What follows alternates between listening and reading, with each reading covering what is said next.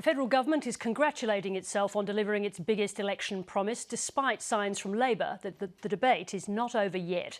I spoke a short time ago with Prime Minister Tony Abbott. Mr Abbott, welcome to 7:30. Thanks, Sarah. Now, you've delivered on your biggest election promise today. What if families don't notice any difference in their lives? People will notice a significant difference when they get their next quarterly power bill. We've had a number of power companies writing to their customers, advertising today, saying that prices will come down and those reductions will be backdated to the 1st of July.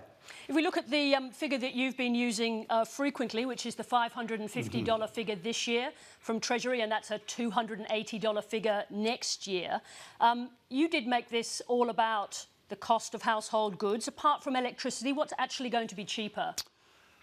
Well, Sarah, that $550 figure is a Treasury figure. It was a figure that was put out by the former government, and the former government was hardly going to exaggerate the impact of the carbon tax.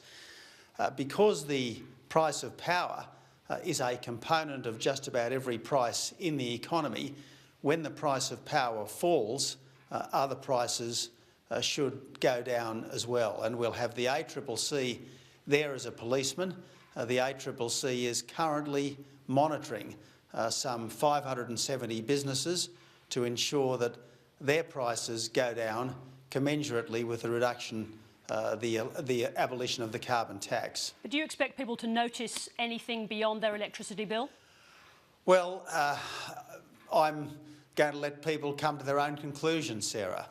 But certainly this was a $550 hit on families' cost of living. They were the former government's own figures, and I don't imagine they were exaggerating them. All right, let's have a look at that figure. I think it works out to about, this year, $10.50 a week, next year, $5. If in that week, that given week, a family had a visit to the doctor and paid your Medicare co-payment, you'd agree that most of that saving would be gone straight away? Well, I certainly agree that it is important to have a sustainable Medicare, Sarah. That wasn't exactly my question. Would you agree that the money they're going to save from the carbon tax will be lost if they have to pay the Medicare co-payment?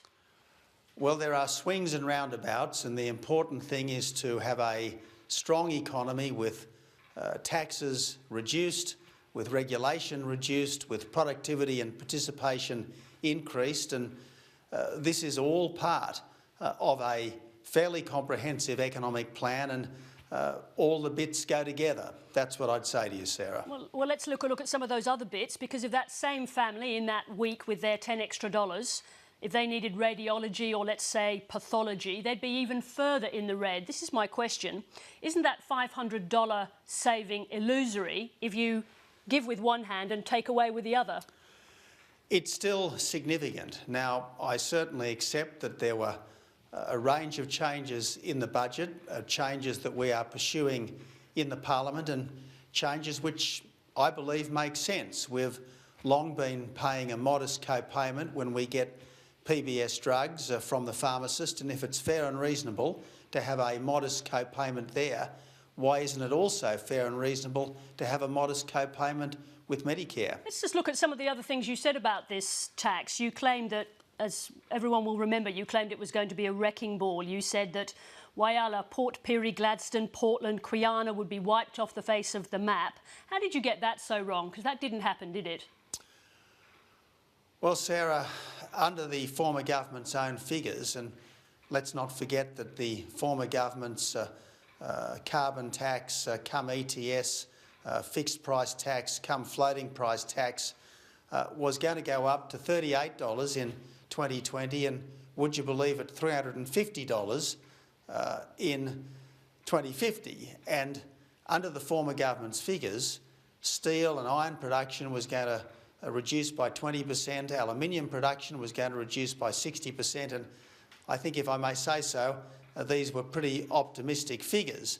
And the towns that you mention are all towns with large steel and aluminium facilities, and so I think it was right of us to warn the people in those places, the people dependent upon the steel and aluminium sectors, that they faced a pretty bleak future under the carbon tax. What you actually said was that those towns would be wiped off the face of the map. It's the accuracy and the truth of what you're saying. And I'm just wondering that if for you, in the heat of that particular argument, whether winning the argument is more important than the truth of what you actually were saying.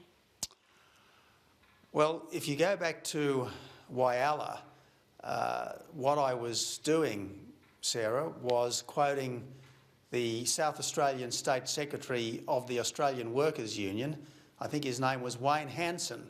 And I think it was Wayne Hanson who said that Whyalla would be wiped off the map by a carbon tax. And of course, there were a lot of people, good, honest unionists, who were very anxious about the carbon tax. Even Paul Howes himself was initially a critic of the carbon tax, but I guess he was taken into a quiet room and bludgeoned into silence. You've got rid of one tax today, but you're also bringing in at least 2 new taxes, and there's a tax increase. That's after promising no new taxes. Is it fair enough that people ask questions about your honesty when they see that? Well, we've got another tax to go where we're going to abolish the mining tax. But I'm asking you about the taxes that you're introducing, having told the public before the election that there would be no new taxes.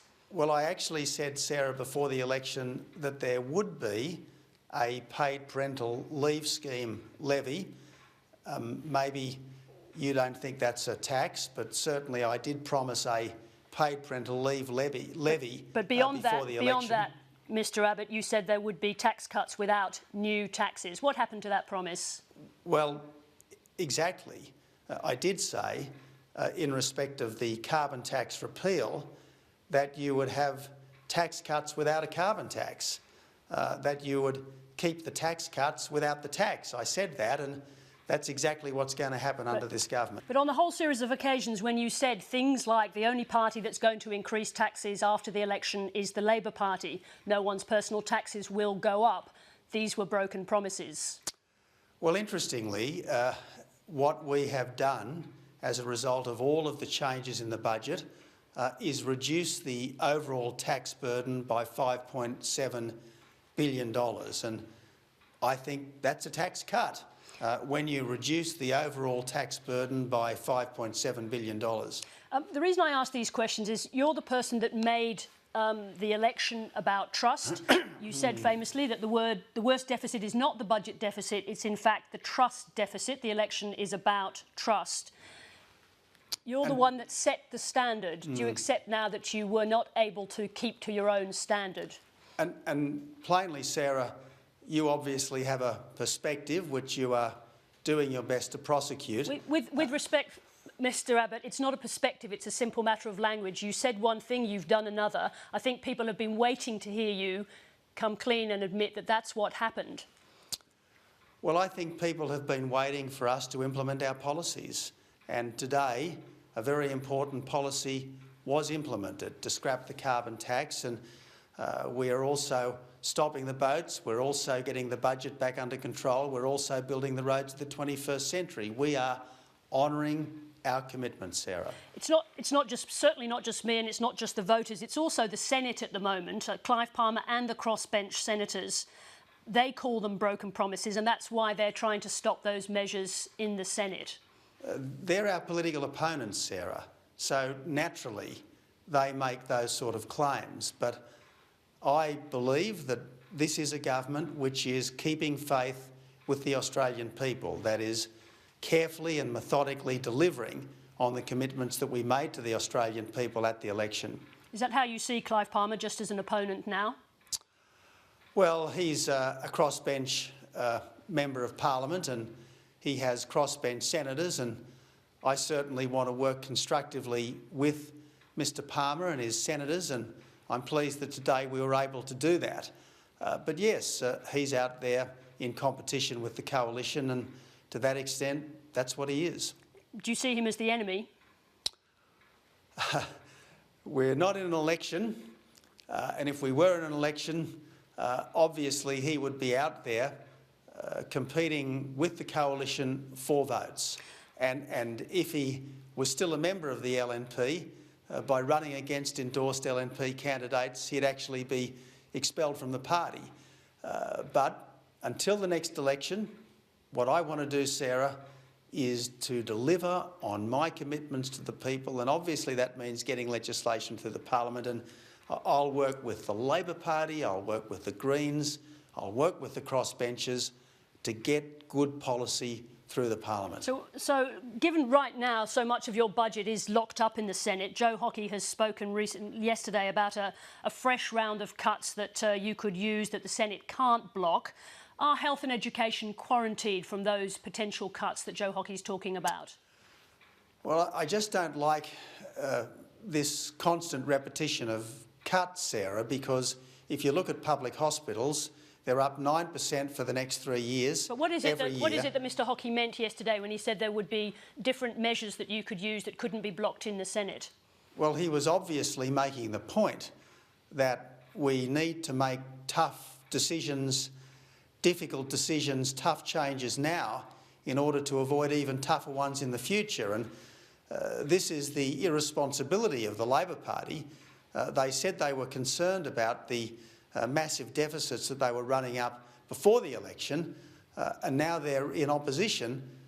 They couldn't care less. They were wreckers in government, and now they are just wreckers of government now that they're in opposition. Judging by your recent trip to Canada, you obviously have a great deal of respect for the judgment of Canadian PM Mr Harper, is that correct? He's a fine man doing a fine job, and I had a very good visit, and Canada is a very like-minded country. Now, I ask you that because Stephen Harper has just cancelled his country's funding to the Commonwealth because of Sri Lanka's human rights abuses and religious intolerance.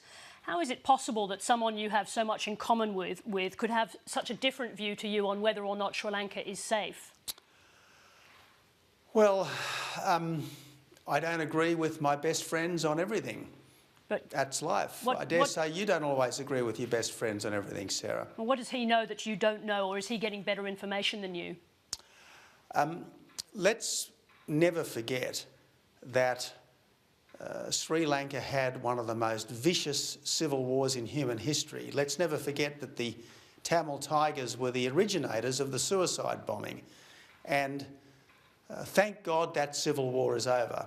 Now, I don't say that Sri Lanka is everyone's favourite country, but it is a safe country, and it is a country at peace, and that's something we should all applaud. That's something we should all be pleased about. According to Stephen Harper, it's not a country at peace. It's a country with human rights abuses going on now and religious intolerance. Well, if that's his view, I respectfully disagree. And that's what friends can do. Friends can disagree. The reason I ask is there's 153 innocent people, they're Sri Lankan Tamils, including approximately 30 children, we understand, in Australian custody on a ship somewhere at sea. Where are they? Sarah, you very well know that it is the settled policy of this government not to give a running commentary on operational matters, because that just gives aid and comfort to the people smugglers. But I do make these points. We will fully comply with our legal obligations. We will fully respect safety at sea, and we will ensure that no harm comes to people who are in our charge. But the question was, where are they? It's not going to give comfort to any people smuggler for you to tell the families of those people on that ship right now, not to mention the Australian people, where the ship is. Well, as I said, Sarah, the settled policy of this government is not to provide a running commentary on these things, and I know that does annoy some people, particularly our critics and opponents, but the policy that we've put in place is doing the most compassionate thing of all. It's stopping the deaths at sea, because it is stopping the boats. And let's never forget that under the red carpet policy that the former government had in place, we had more than 50,000 illegal arrivals, and we did have more than 1,000 deaths at sea. That's a tragedy, and thank God that tragedy now seems to be ending. And just finally on the subject of climate change, Mr Abbott, you used to describe climate scientists as alarmists and extremists. You obviously questioned the science at many times in the past. Did you have a road to Damascus moment when you decided that you were wrong about that? Well, Sarah, on either side of most arguments. Some people go a little over the top. My position is that climate change is real.